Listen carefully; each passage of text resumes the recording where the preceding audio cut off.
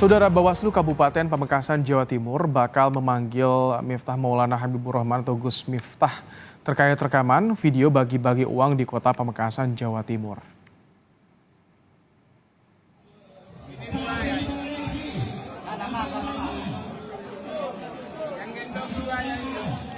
Bawaslu Pamekasan, Jawa Timur memutuskan untuk memanggil Gus Miftah setelah melakukan rapat bersama Kejaksaan dan Kepolisian. Dalam rapat Bawaslu, Jaksa dan Polisi sepakat mengusut dugaan pelanggaran pemilu. Selain memanggil Gus Miftah, Bawaslu juga akan memanggil sejumlah saksi, termasuk pemilik tempat.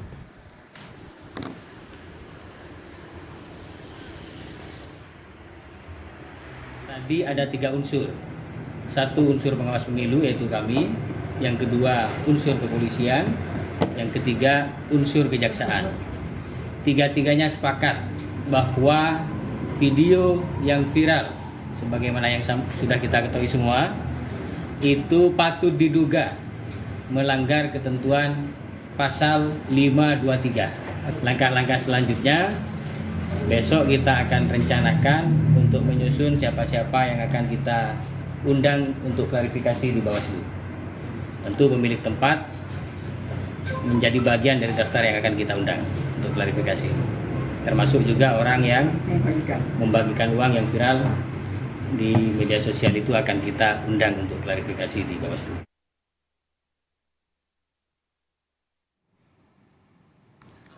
Sebelumnya, viral video Gus Miftah sedang membagi-bagikan uang kepada warga di salah satu gudang tembakau di Pamekasan, Jawa Timur. Dalam video itu, tampak seorang penerima mengajak Gus Miftah menunjukkan salam 2 jari dan warga lainnya ada yang membentangkan kaos bergambar Prabowo Gibran saat pembagian uang itu berlangsung.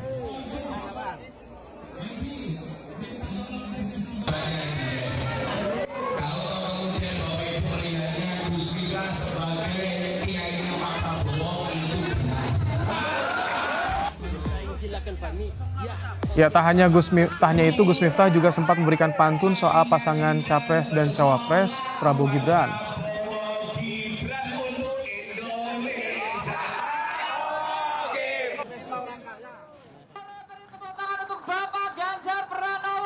Calon Presiden nomor urut 3 Ganjar Pranowo meminta Bawaslu memberikan sanksi tegas jika terbukti ada dugaan pelanggaran pemilu dalam aksi bagi-bagi uang yang dilakukan Gus Miftah di Pamekasan.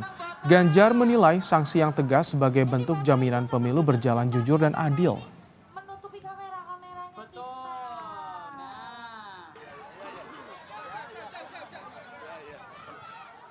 Ya, mudah-mudahan Bawaslu segera bertindak ya. Dan sampai hari ini kita masih melihat kok belum ada sanksinya ya.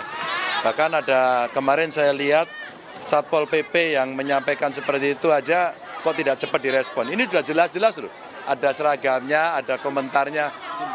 Itu ada yang mengatakan ini tidak melanggar. Saya tidak mengerti lagi. Kalau seperti itu maka ini memancing semua orang untuk melakukan pelanggaran. Loh, di mana letak jurdilnya ya?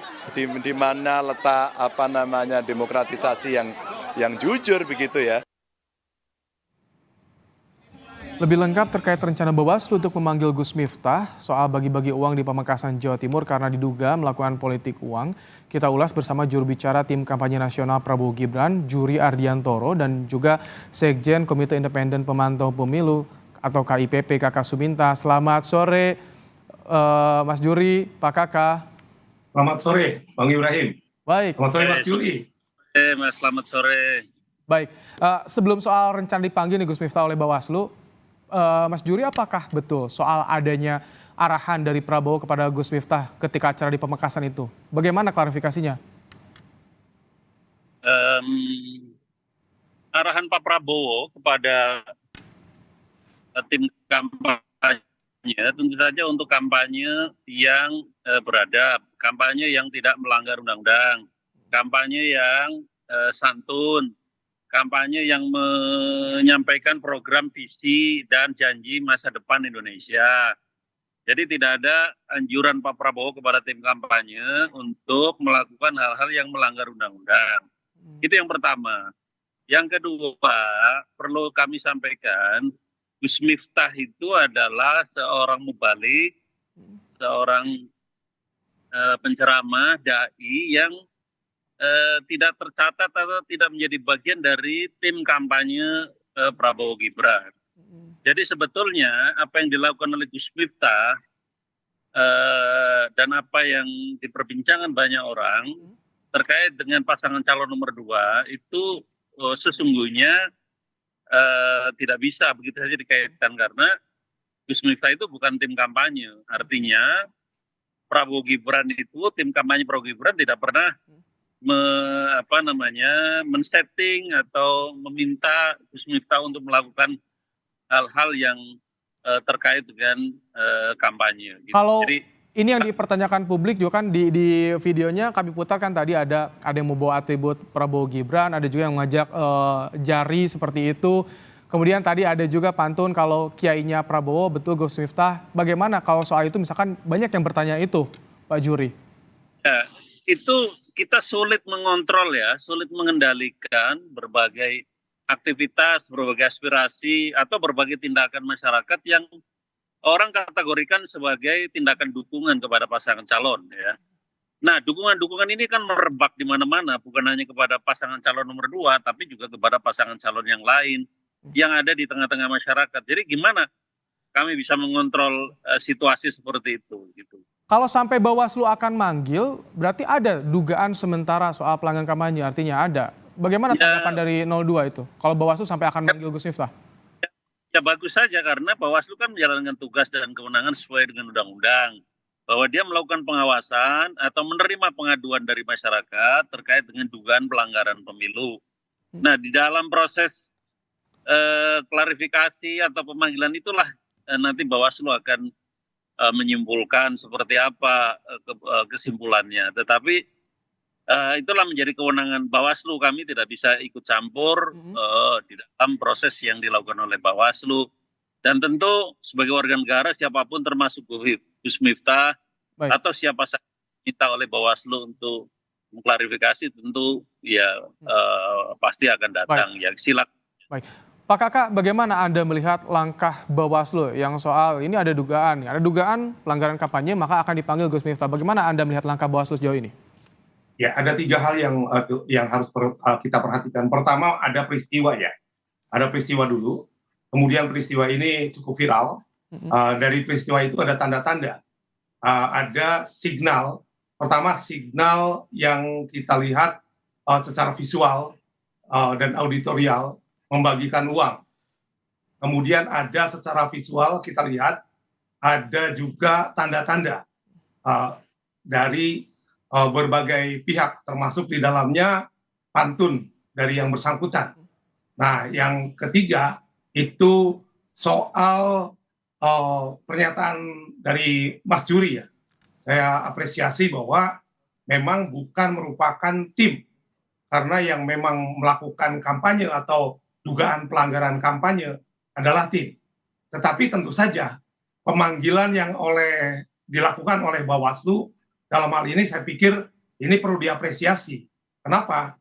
Karena saya pikir soal pelanggaran pemilu, keadilan pemilu, ini tidak sekedar apa yang diwadahi oleh hukum, tetapi juga apa yang muncul menjadi perhatian publik, yang menjadi keresahan publik. Sehingga ini saya pikir menjadi langkah yang cukup bagus untuk Bawaslu dan cukup beberapa langkah juga termasuk Bawaslu Jakpus ya sudah melakukan hal yang saya pikir menjawab pertanyaan publik.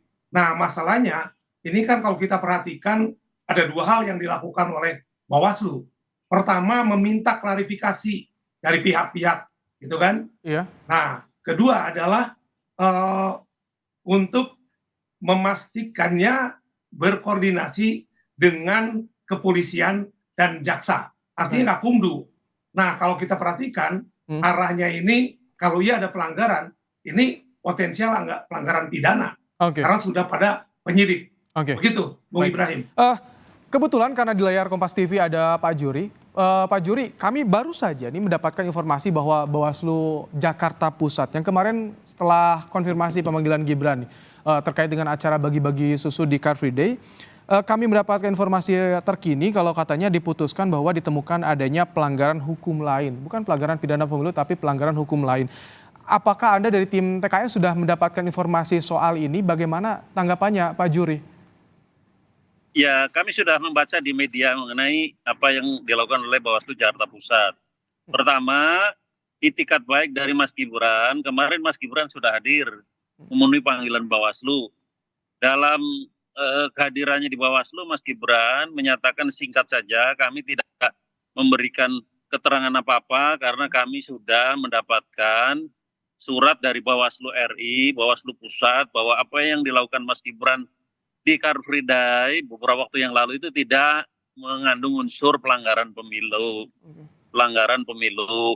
Nah, makanya apa yang dilakukan oleh Bawaslu Jakarta Pusat itu menjadi hal yang aneh.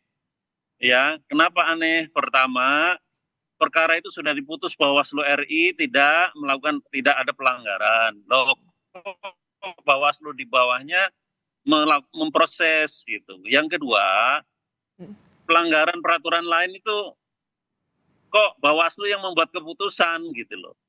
Peraturan yang dimaksud Bawaslu itu kan peraturan daerah pemerintah DKI Jakarta yang mengatakan area Car Free Day tidak boleh digunakan untuk aktivitas politik, ya kan? Jadi Bawaslu kalau mau memantau, mengawasi atau menemukan atau menerima laporan, ya dikaji saja berdasarkan peraturan lain itu, dan kalau misalnya ada indikasi, serahkan kepada yang menegakkan aturan itu. Siapa yang menegakkan aturan itu adalah pemerintah daerah. Baik. Loh kok ini Bawaslu membuat keputusan berdasarkan peraturan daerah? Saya mau tanya, Bapak itu diangkat bekerja disumpah itu berdasarkan undang-undang apa? Berdasarkan pemilu. Tapi kan kalau Bawaslu DKI Jakarta sudah memberikan putusan ketika sudah mengklarifikasi langsung kepada Gibran yang bersangkutan. Kalau Bawaslu Pusat belum secara resmi mengeluarkan putusan itu ya, Pak Juri? Bawaslu sudah dong, Bawaslu RI sudah membuat surat keputusan. Suratnya sudah kami terima. Ya, tidak melanggar undang-undang pemilu atau tidak melakukan pelanggaran itu. Lah ini Bawaslu bikin putusan katanya Mas Gibran melanggar berdasarkan peraturan lain, ya ini peraturan daerah. Baik. Loh Bawaslu kerja berdasarkan undang-undang pemilu kok memutus perkara berdasarkan peraturan daerah. Ini logika kerja apa ini loh pertanyaan saya. Saya ingin mendapat insight dari Pak Kakak, bagaimana Anda melihat langkah Bawaslu Jakarta Pusat yang sudah langsung mengklarifikasi kepada Gibrannya langsung soal kasus ini, dan ada putusan terbukti ada pelanggaran hukum lain. Itu yang disampaikan oleh Bawaslu Jakarta Pusat. Bagaimana Anda melihatnya Pak Kakak? Ya, saya mengkritisi dulu Bawaslunya. Artinya ada inkonsistensi secara hierarkis antara Bawaslu RI dengan Bawaslu Jakpus. Kemudian soal polemik hukumnya, saya pikir polemik hukumnya adalah memang di dalam Undang-Undang 7 ada disebutkan pelanggaran hukum pemilu lainnya. Nah, ini yang kemudian dipakai oleh teman-teman di Bawaslu Jakpus. Nah, soal putusan hukumnya tentu tidak ada putusan hukum yang memuaskan semua pihak. Tetapi saya pikir proses yang sempat viral soal adanya bagi-bagi susu di situ disebutkan, dan juga bukan hanya Mas Gibran ya, ada aktor-aktor lain, aktor politik lain yang hadir. Saya sebagai pemantau pemilu berpikirnya itu bagaimana kita menempatkan pada keadilan pemilu misalnya. Kalau hal-hal yang mirip-mirip offset ya, saya sendiri belum mengkaji secara putusan dari Bawaslu RI maupun dari Bawaslu Jakpusnya, tetapi saya melihat bahwa ya kita apresiasi itikat baik setiap orang, termasuk Mas Gibran untuk hadir di Bawaslu Jakpus. Kemudian putusannya seperti apa tadi, Mas Juri melihatnya dari sisi yang saya pikir ada polemik hukum, sah-sah saja sebagai tim untuk menyampaikan itu, tetapi kita ingin tidak ada seorang pun yang impunity, dan ini tidak boleh juga hanya satu cawapres atau pasangan capres-cawapres, semuanya juga sama. Saya pikir banyak sekali artinya hal-hal dengan proses yang dijalani oleh Bawaslu ini masih bisa menjaga untuk kredibilitas pemilu ke depan nih, dan juga Bawaslu ya, saya sendiri. pikir Bawaslu mungkin dalam penilaian secara hukum pasti ada polemik hukum. Tetapi yang kita inginkan adalah adanya sebuah kepastian hukum bahwa pemilu ini keadilannya kita jaga. Kita jaga dengan apa? Dengan peraturan yang ada. Memang polemiknya adalah apakah bisa memasukkan peraturan atau hukum lainnya di luar pelanggaran pemilu dalam misalnya putusan-putusan Bawaslu. Nah, kemudian kita juga belum tahu sanksinya sebenarnya apa sih. Mungkin Mas Juri udah tahu ya sanksinya seperti apa. Saya pikir ini lebih pada administratif ya. Kalaupun ada pelanggaran, sehingga sanksinya mungkin bagaimana membentuk efek jera terhadap semua pihak, bukan satu pihak. Semua pihak mempunyai efek jera dan tidak ada impunity, begitu. Baik, Pak Kakak, Pak Juri, sebelum dilanjutkan, kita dalam perkembangan terbaru, Capres nomor urut 2 Gibran Raka Buming Raka telah memberi tanggapan atas putusan Bawaslu Jakarta Pusat terhadap kegiatan bagi-bagi susu di acara Car Free Day. Kita simak bersama. Ya, kita ngikut keputusannya aja. Siap terima sanksi apa aja ya, Mas? Siap terima sanksi apa aja? Iya, kasih. Ya, ada evaluasi, Mas. Ya. Putusan sudah disampaikan oleh Bawaslu DKI Jakarta Pusat dan akan dalam bentuk sebuah rekomendasi hadirnya. Ini bagaimana komitmen dari TKN Prabowo Gibran, Mas Juri, untuk bisa ikut menjaga kredibilitas pemilu ini, Mas Juri? Ya, saya kira begini ya, pasangan calon manapun, pasangan calon nomor 1, nomor 2, nomor 3, itu sama. Ingin pemilu kita itu bersih, kredibel, berintegritas, semua sama ya. Jadi semua penyelenggara pemilu juga bekerja dengan integritas tinggi secara profesional. Jadi saya ingin menyampaikan bahwa kepentingan-kepentingan itu harus dijaga dan dijunjung bersama, termasuk penyelenggara pemilu. Jangan sampai tindakan penyelenggara pemilu karena keteledorannya membuat pasangan calon tertentu itu dirugikan. Seperti eksploitasi kasus Mas Gibran oleh Bawaslu Jakarta Pusat. Ini kan tentu saja merugikan gitu loh. Seolah-olah Mas Gibran itu tidak tahu aturan dan melakukan pelanggaran pemilu. Padahal itu. Baik. Tampaknya terputus sambungan audio dengan Pak Juri. Warga negara di olahraga itu tidak ada kampanye dan sebagainya. Jadi ini aneh. Baik. Pak Kakak, jadi bagaimana Anda melihat soal ke depan Bawaslu menangani kemungkinan persoalan dugaan pelanggaran baik dari pasangan 01, 02 ataupun juga 03 agar pemilu ini tetap di on the track, jujur dan juga adil nih, Pak Kakak?